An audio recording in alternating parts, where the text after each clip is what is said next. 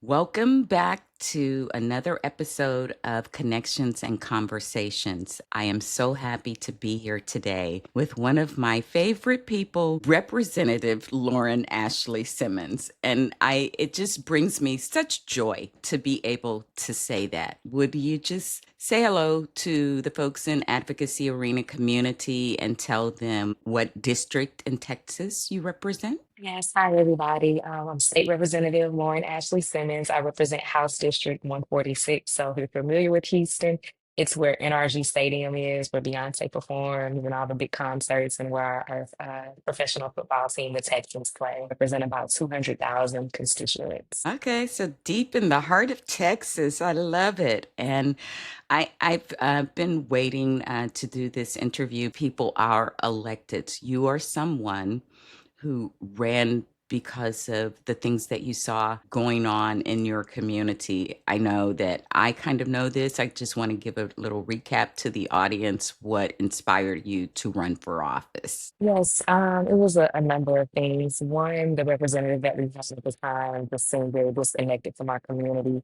We were a big blue Democratic district, and she had taken some votes that really, in my opinion, didn't align with our values.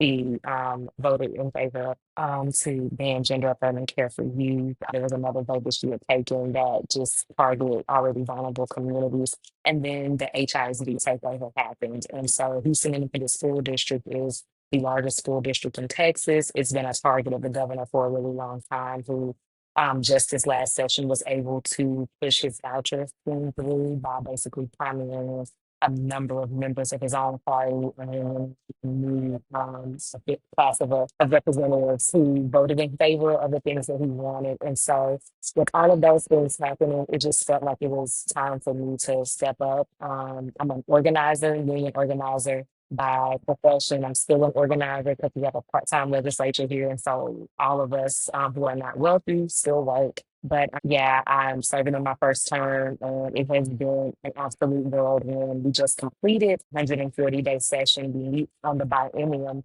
but the governor has called us back for a special session. So I'll actually be returning to Austin on Monday. And again, on behalf of my constituents. That's awesome. And I want to say also that, you're talking to me during a time when your state has had quite a few kind of natural disasters. So my heart goes out to the people of Texas. I don't know how close that community is to you. It's not far. It's about 2.5 hours away, but it's not far from the capital. So maybe an hour, maybe 45 minutes or so from Austin. So the devastation is widespread. We actually had, some children who were from Houston who were lost in that flood. So it has touched and expands throughout Texas. And I'm keeping those families in prayer. And it's also just, a reminder for me as an elected representative that the work that we do is extremely important.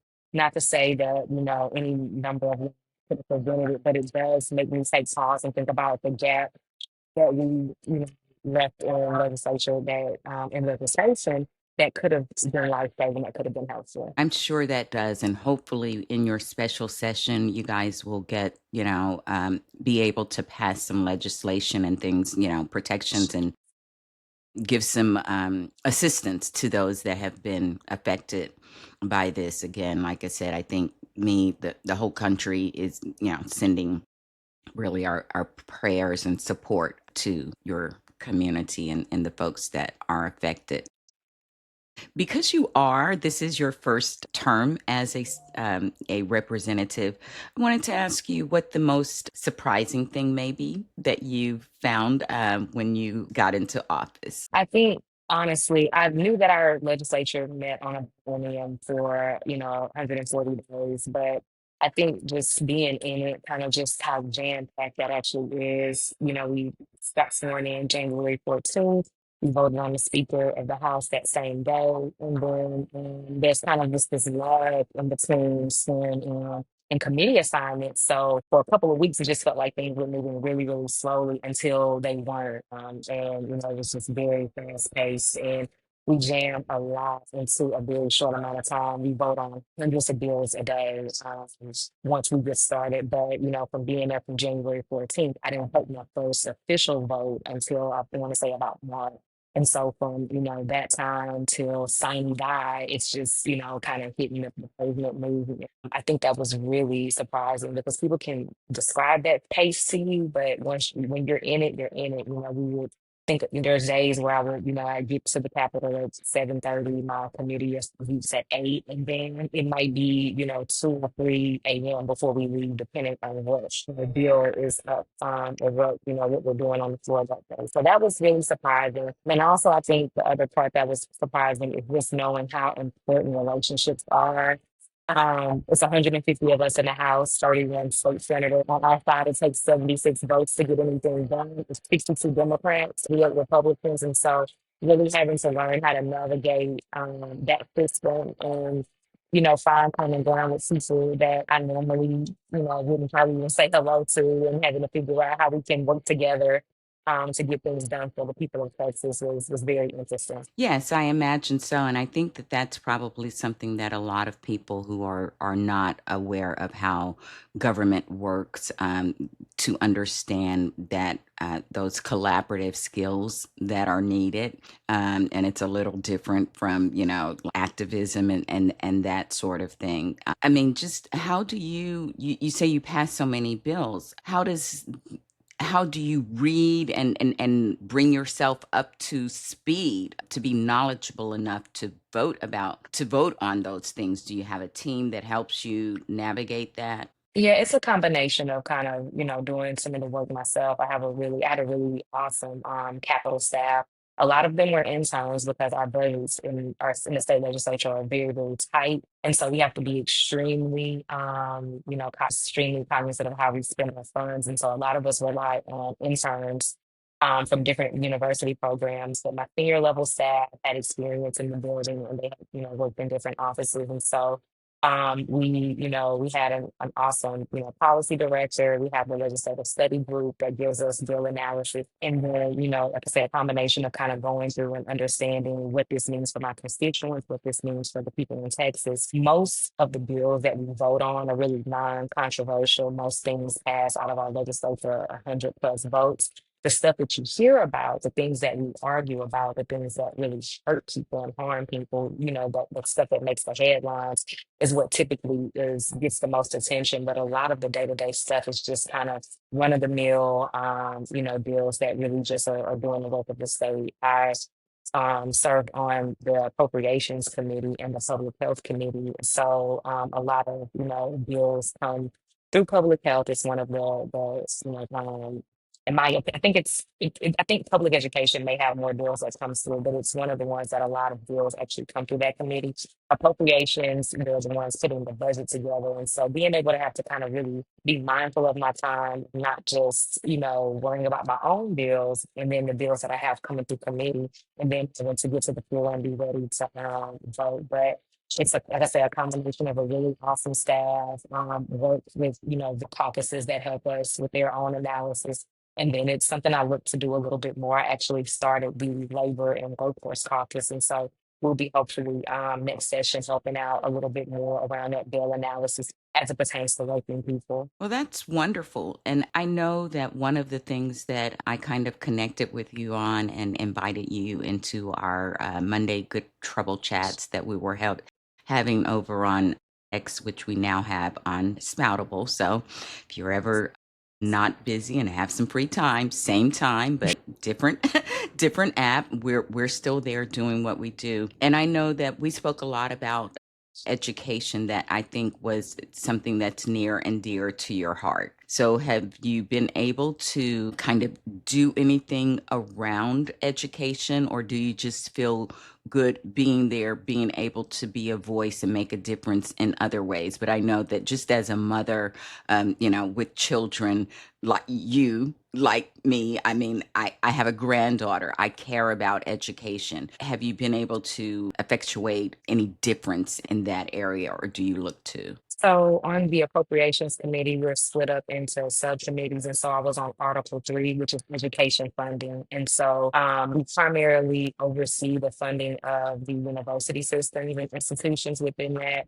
We kind of give what we call like a block grant to the K through 12, and we kind of let public education committee work that out. But as far as being able to help, provide resources for programs, we were able to attach some riders to the appropriations bill, the best bill with all of the funding sources that, supported some programs that I think are really important, like early childhood education, literacy programs, really just trying to make sure that we are preparing our children for the future and closing as many gaps as we can. I did not ask to be on the public education committee for a number of reasons. One thing, seniority in our side of the chamber, and I think both sides of the chamber is really important. And so the way committee assignments work is that the speaker gets seniority picks, which are pretty much kind of predetermined by your order of seniority in the house, and then the speakers have a choice to put you on certain committees. And so as a freshman, I'm number 18 within my class of 32, then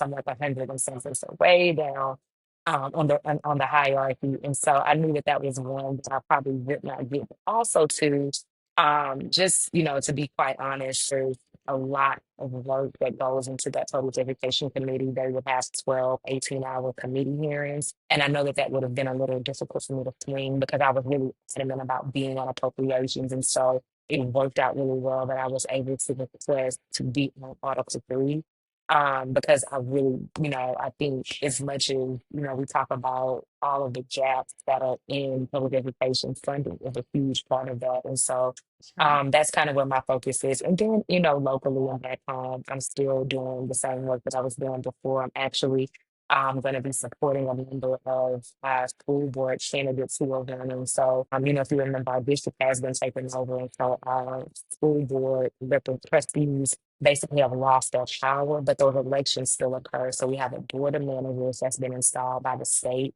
but those school board trustees are still on the ballot. They're still running for office. And the hope is that once we gain power, independence back over the districts, that we'll have an opportunity to have some really awesome people serving in those capacities. So that's what I'm, doing locally, while I'm here on the ground until Monday, when we just return for this 30-day special session. Wow. So busy lady as always. And I know your time is very valuable. And I appreciate you carving out a little bit of it to spend with us and let us catch up with you. And as we start to wrap up here, I told you I wouldn't keep you long. I just wanted to give you an opportunity just to speak to the audience, and share any information, call to action, or words of wisdom or inspiration that you'd like to pass on to. Absolutely. So right now we're headed back to Austin for a fight. And so the way special sessions work, they're narrow in scope. It's basically what the governor outlines as agenda items, and we have to work within that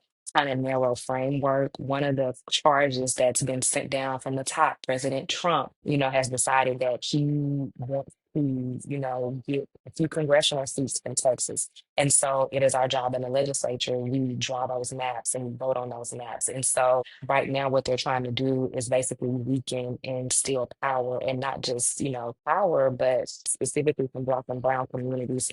Two of the congressional districts that are in my House district, Congressional District 1, which is Representative Al Gaines, and Representative Congressional District 18, were targeted by the Trump administration for redistricting.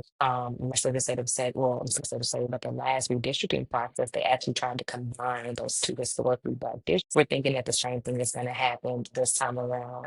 And so we're going for, our community, our districts, but really for this country, because if, Republicans are able to gain 3 or 4 seats through a redistricting process, that has a huge impact on the composition of the, federal congressional legislature. And we do not want to cede any more power. And so we are working very hard to come up with strategies to figure out how do we combat this. So, I'm telling everybody to pay attention. What happens in Texas changes the world. And, we saw what happened in North Carolina. We don't want to be, and then I think the next target is Ohio. And so, but I'm telling people to pay attention, we're the canary in the coal mine, and we're kind of the last line of defense in preserving and protecting businesses. Well, thank you so much. We'll certainly keep an eye on that. And we know that they're working really hard to take power. And it means that we just have to fight harder to keep what we have and then to gain Mhm.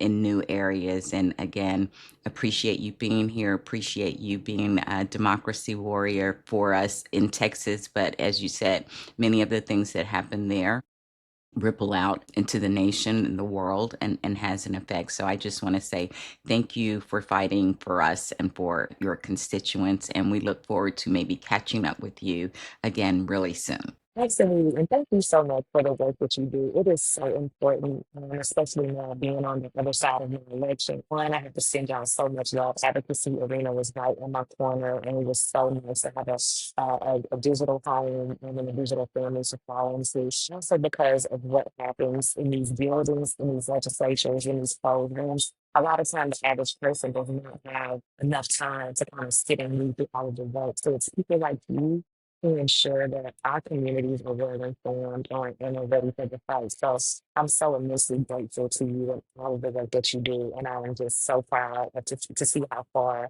we have both come in this journey. So thank you so much for having Thank you. And I'm wishing you a great rest of the day and me. rest. Take care. I know you're going to keep fighting and just know we're rooting for you. And we know that you are there in spirit, even when, you can't join us. Absolutely. And I'll make sure I do the best that I can to keep y'all informed about what's going on with this special session because like I said, it's really important and we want to make sure that people across the country know what's happening in Texas. So I'll definitely be in contact with you.